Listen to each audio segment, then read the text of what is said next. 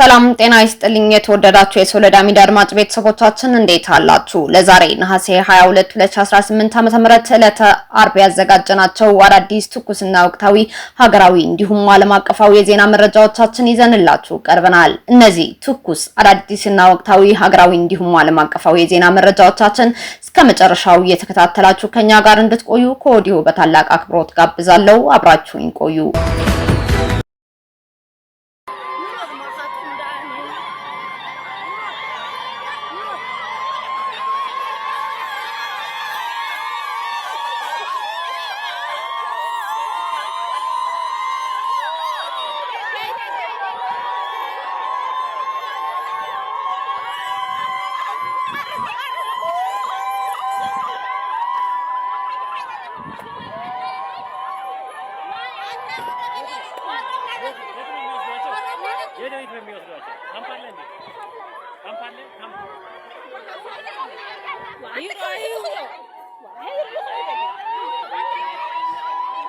በክልታው ላሎ ወረዳ በተከማቸው የጽንፈኛው ህወሓት ኃይል ላይ የድሮን ጥቃት መፈጸሙ ተገለጸ።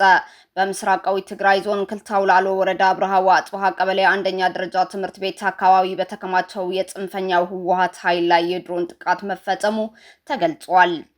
በተገኙት መረጃዎች መሰረት የድሮን ጥቃቱ ኢላማ ያደረገው በአካባቢው የሚገኘውን አንደኛ ደረጃ ትምህርት ቤት አካባቢ ተከማችቶ የነበረውን የጽንፈኛው ህወሓት ሜካናይዝድ ኃይል ሰራዊት ይዞታን ነው ተብሏል። የጥቃቱን አጠቃላይ የጉዳት መጠንና ሁኔታ በተመለከተ የተዘረዘረ መረጃ ባይገኝም ጥቃቱ በተጠቀሰው ስትራቴጂካዊው የጽንፈኛው ህወሓት የጦር ይዞታ ላይ መፈጸሙ ግን ተረጋግጧል። በሌላ ዜና በራያ ኩኩፍታ አካባቢ በህዝብ ላይ አፈሳና የግፍ የጥይት እርምጃ እየተካሄደ መሆኑ ተገልጿል። በወጡ ሰበር መረጃዎች መሰረት በትናንትናው ዕለት ነሐሴ 21 2018 ዓ.ም የጽንፈኛው ህወሓት ታጣቂዎች በራያ አላማጣ ኩኩፍታ አካባቢ ወደ ህዝብ መኖሪያ ቤቶችና አደባባዮች በመግባት ከፍተኛ አፈሳና የጥይት ናዳ ሲያወርዱ ውለዋል። በቪዲዮው እንደተመለከታችሁት ታጣቂዎቹ ወደ አካባቢው በመግባት የኃይል ወይም የጥይት እርምጃ እየወሰዱና ሰዎችን በማፈስ ላይ ህዝቡን ሲያስጨንቁ የዋሉ ሲሆን በአካባቢው የሚኖሩ የህብረተሰብ ክፍሎችም በሁኔታው ከፍተኛ ስጋትና እንግልት እንደደረሰባቸውም ተጠቅሷል። በሌላ በኩል በተገኘው መረጃ መሰረት የጽንፈኛው ህወሓት በ2013 ዓ.ም በየዞኑ ተመድበው ይሰሩ የነበሩ የህገወጥ ህወሓት ማዕከላዊ ኮሚቴ ካድሬዎችና የኋሊት ኃይሎችን በክተት ዘመቻ ዳግም ወደ የዞኖቻቸው እንዲመደቡ አድርጓል። ህገወጡ ቡድን የማዕከላዊ ኮሚቴ አባላቱን በማሰባሰብ የሰራዊት ዝግጅትና የህዝብ ቅስቀሳ ወይም ጽምዶ የድርድር ሂደቶች ወደ አዲስ ጦርነት የመግባት ሁኔታዎችን በተመለከተ ውይይት ሲያካሂዱ መቆየቱ መረጃዎች ጠቁመዋል። ከዚሁ ወታደራዊና ፖለቲካዊ እንቅስቃሴው ጋር በተያያዘ ህገወጡ የትግራይ ክልል ምክር ቤት በተመሳሳይ አጀንዳዎች ላይ ተወያይቶ ውሳኔዎችን ለማሳለፍ ለዛሬ አርብ ዕለት አስቸኳይ ስብሰባ መጥራቱም ተዘግቧል። ሁኔታዎችን እየተከታተልን ተጨማሪ መረጃዎች እንደደረሱን ወደ እናንተ የምናቀርብላችሁም ይሆናል። ትውልድ ያጣውን ትውልድ የሚያስመልሰው ታሪካዊው የባህር በራችን።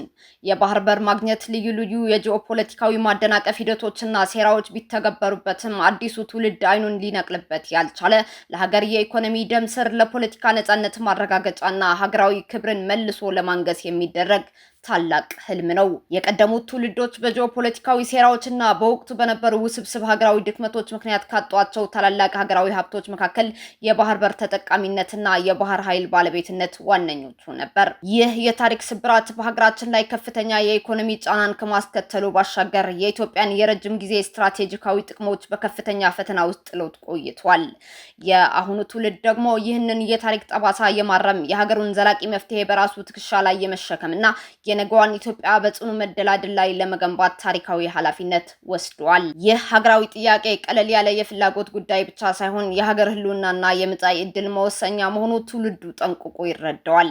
የባህር በር ማግኘት ማለት ለንግድ ልውውጥ የሚወጣውን ከፍተኛ የቢሊዮን ዶላሮች የወደብ ኪራይ ማስቀረት፣ የገቢና ወጪ ንግድ እንቅስቃሴን ማፋጠን፣ የፍጆታ ዕቃዎችን ዋጋ በመቀነስ የዜጎችን ህይወት ማቃለልና የሀገራችን ኢትዮጵያ የኢኮኖሚ ሉዓላዊነት በተግባር ማረጋገጥ ማለት ነው። በቀይ ባህርና በአፍሪካ ቀንድ ቀጠና ውስጥ ተጽዕኖ ፈጣሪ ተደማጭና ባለሙሉ ባለቤት ሀገር ሆና ለመቀጠል የራስ የሆነ የባህር በርና ዘመናዊ የባህር ኃይል መኖሩ ወሳኝና አማራጭ የሌለው ጉዳይ ነው።